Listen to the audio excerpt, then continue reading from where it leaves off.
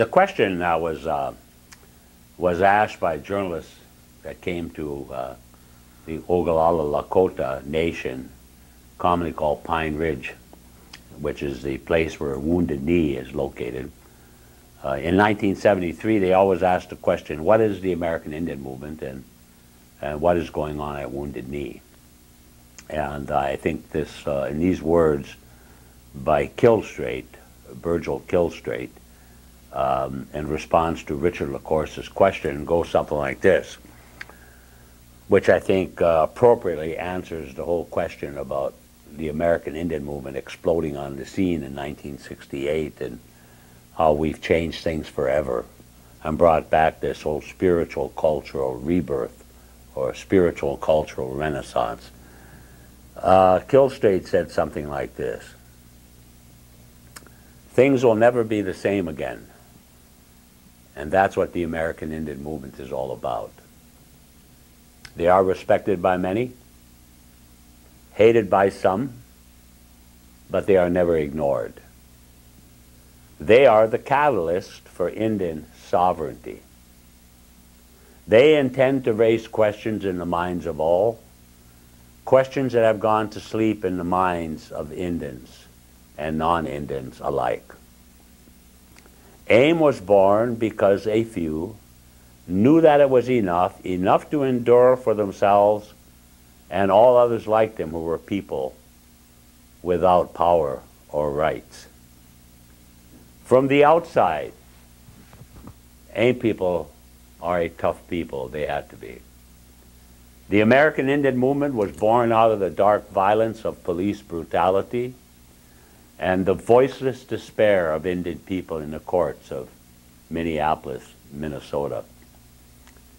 A.I.M people have known the insides of jails, the long wait, the no appeal of the courts for Indian people because many of them were there.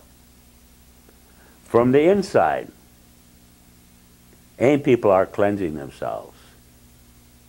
Many have returned to the old traditional teachings, ceremonies, way of life of their tribes, away from the confused notions of a society that had made them slaves of their own unguided lives.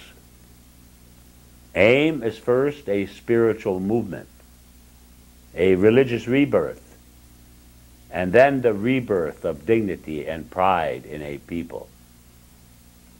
A.I.M succeeds because they have beliefs to act upon. The American Indian movement is attempting to connect the realities of the past with the promise of tomorrow. They are a people in a hurry because they know that the dignity of a person can be snuffed by despair and a belt in a cell of a city jail.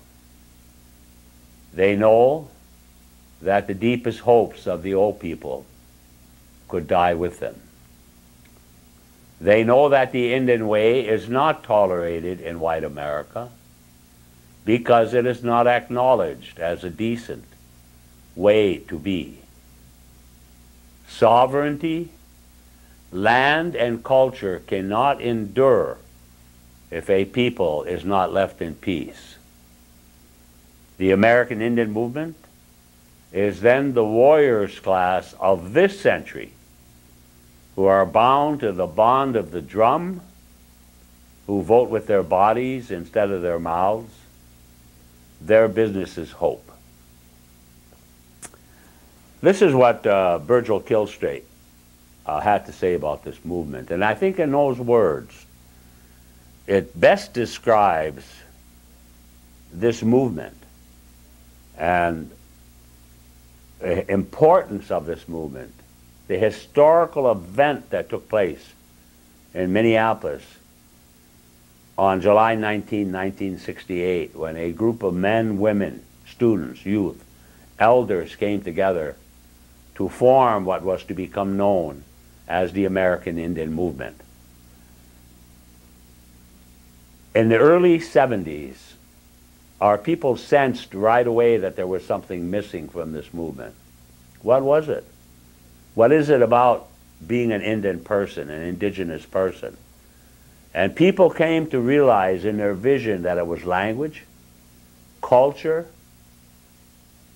traditional spiritual way of life and ceremonies, and a value system that had survived generation to generation among our people until that was disrupted by the Christian missionaries, the white educators, and the federal government, who we declared very early on as the three main enemies of Indian people, and for obvious reasons. Because their whole plan was to completely destroy the Indian physically through death marches, starvation, destroying our food supply, cutting down our orchards, wiping out the buffalo. They found out through military aggression they could not eradicate us, even though that was their intent. And so then decided the best way to do it, somebody even said, save the man, destroy the Indian. I don't know who said that, but somebody said that, one of them bureaucrats.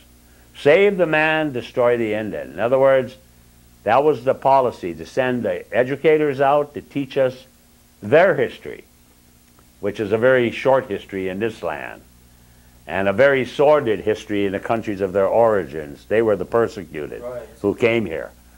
And to take us away from our spiritual leaders, to discredit, demean, degrade our spiritual leaders.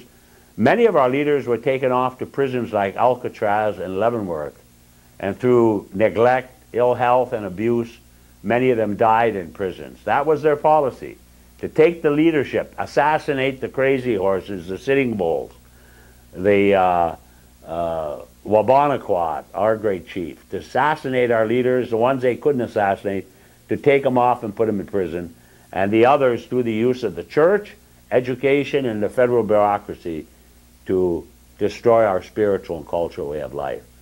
And the church has played a role today on most of the reservations, with the exception of the elders, and they do have a responsibility to continue providing for them elders that they've got in their church. But through the American Indian movement of coming to life in 1968, I say coming to life because there was an American Indian movement resistance when Columbus, the colonial pirate, got off the boat, and the Pilgrims got off the boat at Plymouth Rock. The American Indian movement was a manifestation of that long struggle which erupted, and one of the first things that happened in the early 70s, we started to seek out those traditional elders, women and men, who had maintained and kept these ceremonies and the language and the prayer songs intact. And so it was seen then that the American Indian movement is first a spiritual movement, a religious rebirth, and then the rebirth of dignity and pride in a people. And our worst detractors today will tell you that the American Indian movement sparked this renaissance. The powwow, as we know it today in the Ojibwe language, ni mi id to win, means a time to come together, to pray, give thanks, to feast, to dance, to have our music, socialize, talk about politics.